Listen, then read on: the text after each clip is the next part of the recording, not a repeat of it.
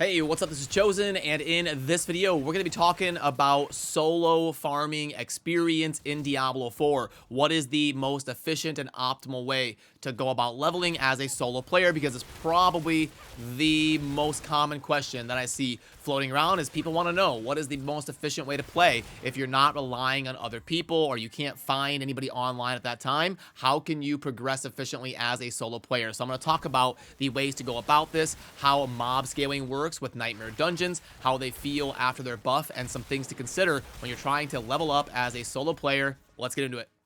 Alrighty, so first of all, we will get to that chart in a little bit about the mob scaling, but there's some things that I want to talk about a little bit really quickly here. So first of all, this topic does evolve a lot right now. Blizzard is proving that they are willing to jump in, and most notably, as we all hate, they nerf stuff. So as soon as we as content creators discover something fun to farm, as soon as we do content or produce a video, it seems like 3 hours later, Blizzard nerfs it. But I think everything in this video is going to be pretty relevant because Blizzard did intentionally make Nightmare Dungeons more feasible, which is going to be the main crux of what I'm going to discuss in this video, because I do think it is going to be the best option to progress as a solo player, as long as you're doing it optimally at the right time and at the right level, and all of that based on your build. And there's been a few different theories out there on how to farm XP as a solo player, either going to the PvP zone or going into regular dungeons or going into the open world or different things like that. But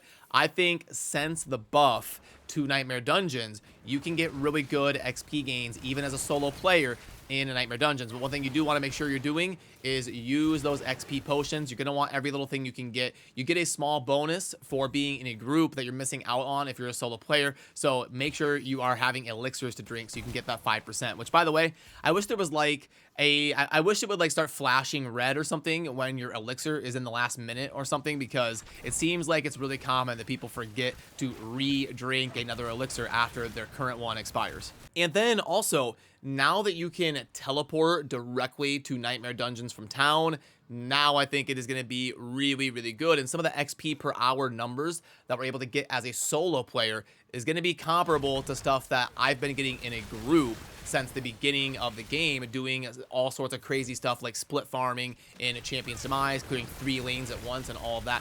Now, an optimized solo player doing Nightmare Dungeons can get pretty comparable XP to some of the numbers we were hitting in groups doing those split farming strategies. And I'll get into like the XP per hour that you can expect here in a little bit, but I do also want to make sure that you understand how the levels work and the mob levels in relation to you, and how to make sure you are running the right Nightmare Dungeon. So what you'll see right here in this chart is that sigil rank 1 is going to mean mob level 55. So the sigils go from rank 1 to rank 100, being the final one that you get an achievement for clearing rank 100, and at rank 100 the mobs are going to be level 154. So an easy way that you can kind of do this off the top of your head is just take whatever sigil rank and add 54 to that, and that is what level the mobs are going to be in that Nightmare Dungeon when you use the sigil to open it. And the way that the XP scaling works from mobs you're killing, it is going to max out when the mob is 3 levels above you. So whether you kill a mob 3 levels above you or 25 levels above you,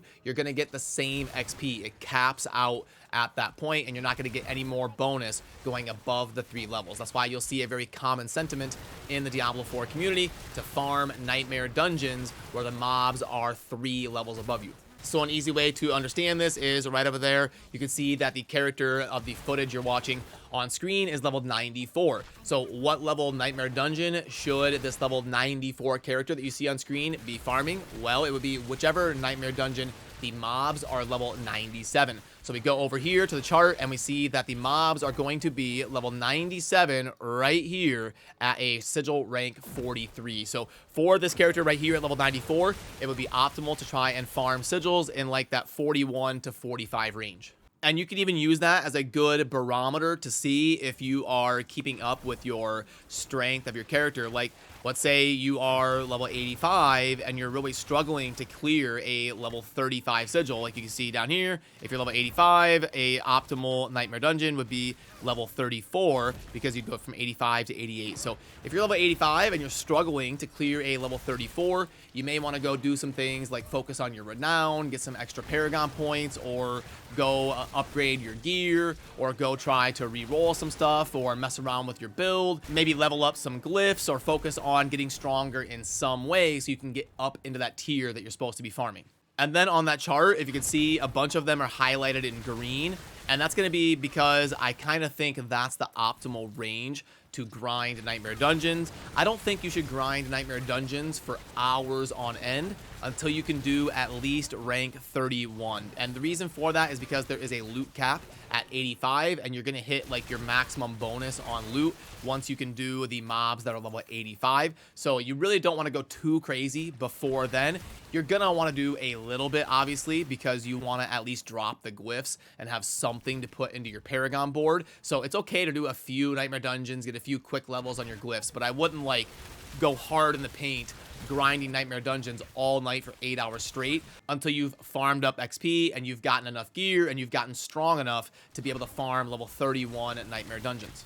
And then on the top end of the range, you can see the range of the green on the chart goes from 31 to 48. The reason I have it end at rank 48 Nightmare Sigils is because that is where the mobs are level 102. And at that point, it's going to be kind of that top end of the XP you're going to get per mob, because even if you're level 99, plus 3 ranks will get you up to 102, and for a level 99 character, you're going to be getting the best XP at a level 48 Nightmare Dungeon because the mobs will be exactly 3 levels above you. But it's also not only that. You do want to stay in that sweet range where you're able to clear effectively, where you're able to go fast. It's always the case in these games. It was the same thing in Diablo 3. You want to be doing greater rifts where you can blast through them in like 90 seconds or 2 minutes. And here in Diablo 4, you want to be doing Nightmare Dungeons where you can blast through them in 4 or 5 minutes. Now, some top-end speed builds, which I plan on covering here on the channel, some speed options to grind out like Nightmare rank 40s and just blast through them in like 3 minutes.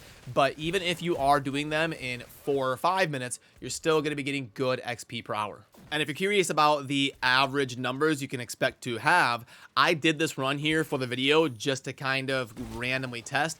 I wasn't trying to go super fast. I wasn't trying to like min-max, make the build super cracked out. I was trying to kind of do like what an average run would be, and it ended up being just over like 5 minutes long. And then when I calculated the XP per hour that I was getting from this run on the Blind Burrows dungeon, I was getting about 16 or 17 million XP per hour, which is really good. I remember doing some split farming back when we were kind of leveling up and having some groups where we were at like 15 to 20 million XP per hour. Now, there have been some methods like the super massive ram-packed dungeon with like 50 elite packs in it. We were doing that and we were getting like 45 million XP per hour, but that got nerfed. That was like an unintended thing that Blizzard didn't think was going to happen. So within the framework of the game, doing a Nightmare Dungeon 41 right here in over 5 minutes, I was still getting about 16 or 17 million XP per hour, which is really, really good. And I can pull up our experience in Diablo 4 article from the website to illustrate this, even if we're level 99. So right here, this is going to be the XP requirement per level. So if we're level 99 and we come all the way up here, you can see that it's going to be about 24 million XP to go from level 99 to level 100. So if you were being efficient, doing Nightmare Dungeons, getting your cool 15 to 18 million XP per hour, grinding a reasonable level in a reasonable build, you could go from level 99 to level 100 in only about 90 minutes to 2 hours total based on your downtime and having to go to town and stuff like that. You could easily go from level 99 to level 100 in 2 hours as a solo player, just going through and grinding a reasonable level of Nightmare Dungeon.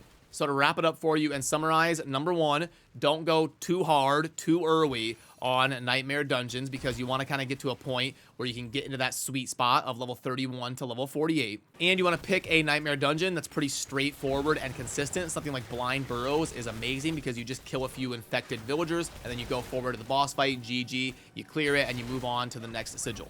And then third, you want to be at a level where the mobs are about 1 to 3 levels above you and craft your sigils and run them accordingly so you're getting optimal XP gains based on your level, the rank of the sigil, and the rank of the mobs in that sigil. So I hope this helped you out a little bit as a solo player and how to be efficient getting those XP gains after Blizzard has done some changes to the Nightmare Dungeons and how it is going to affect you and what kind of numbers you can expect. If this video did help you out, it means a lot to earn your subscription down below, and I will get to work on figuring out what are the best speed farming XP per hour Nightmare Dungeon builds for each class and trying to cover them for you here on the channel as well. So I appreciate all of you, and I will see you soon in the next video. Have a great rest of your day.